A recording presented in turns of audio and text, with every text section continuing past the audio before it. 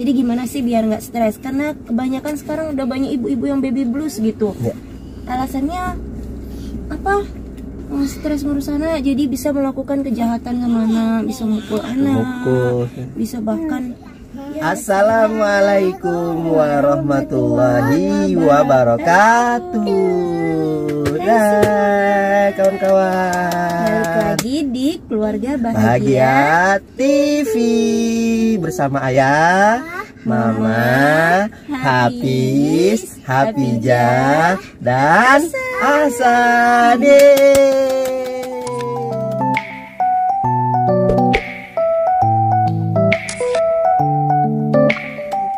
Kali ini kita akan membahas tentang tips agar tidak stres merawat anak balita nih.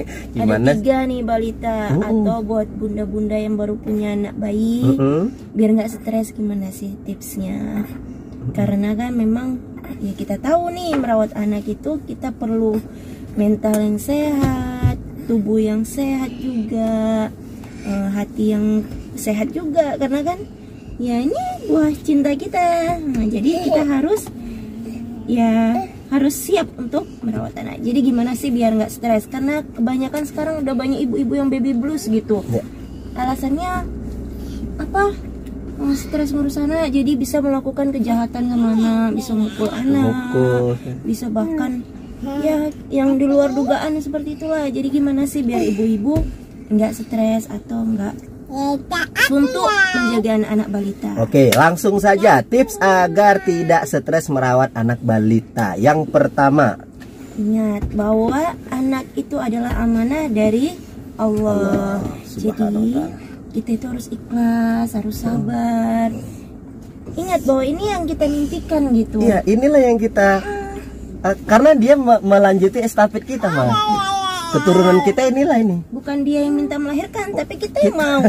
Kita yang mau punya anak. Iya, jadi ya memang anak ini sebenarnya kan titipan dari Allah, amanah gitu kan. Jadi ya harus kita jaga, ya nak.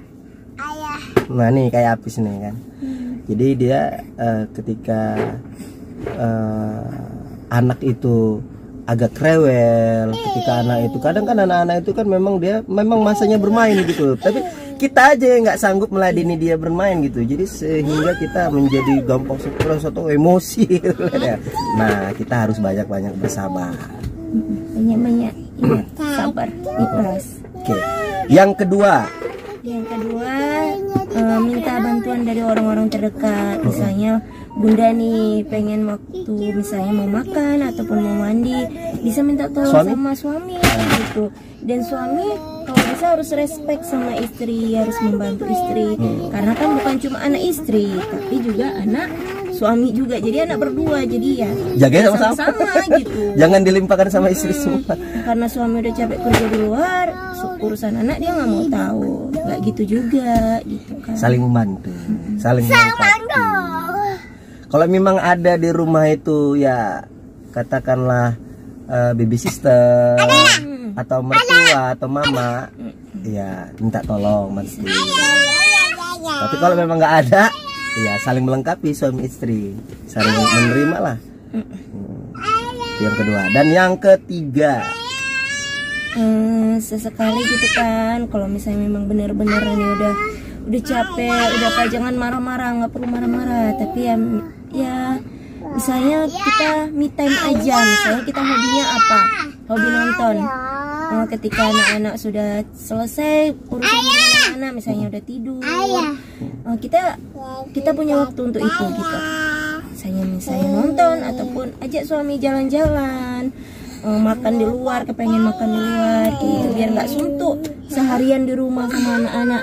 Bayangin suami kerja di luar, dia bisa ngobrol sama temannya, bisa ngobrol sama orang di luar gitu kan. Sementara kita istri di rumah bertiga sama anak, pengen juga dong sekali-sekali gitu kan keluar. Jadi ya suami juga pengertian, misalnya seminggu sekali aja istri dan anak-anaknya untuk jalan-jalan gitu, refreshing. Oke, selanjutnya yang keempat, Bunda. Apa itu, Bunda? Tidur yang cukup. Minimal kalau diri kesehatan tuh berapa tuh? berapa jam? 8 ya, 8 jam. Tapi ya kalau bisa ya maksimal lah gitu ya kan. Tidur yang berkualitas itu gimana gitu ya. Katanya ya tidur itu ya berkualitas nggak terbangun-bangun ya. Saya pun kurang tahu juga itu. Gimana? Ya gitu Tidur yang berkualitas gitu. Terkadang gini ya, bunda itu gimana namanya? Masih menyusui itu berat rasanya kan, karena dia karena dia bangun bentar nangis, lanjut lagi. Jadi apalagi yang masih ASI atau masih susu, biasanya bunda sering bangun tengah malam. Jadi ya pandai-pandai lah bunda ya nyari waktu ya. Kalau ketika malam dia nggak dapat, siang anak tidur, semua ikut tidur aja. Gitu. Jadi ya suami harus ngerti juga lah ini ya kan. Nanti dibilang ya tengok baru pulang kan siang gitu ya kan. Tengoknya anak istrinya tidur kan. Tidur ya gitu. Nggak, itu tuh menutupi yang nggak cukup malamnya itu. Gitu. Oke, yang ke-5. Yang terakhir nih. Yang terakhir. Apa itu? Main-main dengan anak. Ini perlu nih. Bermain sama anak itu salah satu komunikasi. Ada komunikasi, jadi dia ketika komunikasi itu dijaga, ketika emosional kita itu dijaga sama anak, maka timbullah rasa saling merasa gitu. Oh, ini apa nih yang diinginkan anak-anak? Oh, ini apa nih diinginkan mama sama ayah nih? Ngerti dia pun salah, kita plototi, dia ngerti gitu.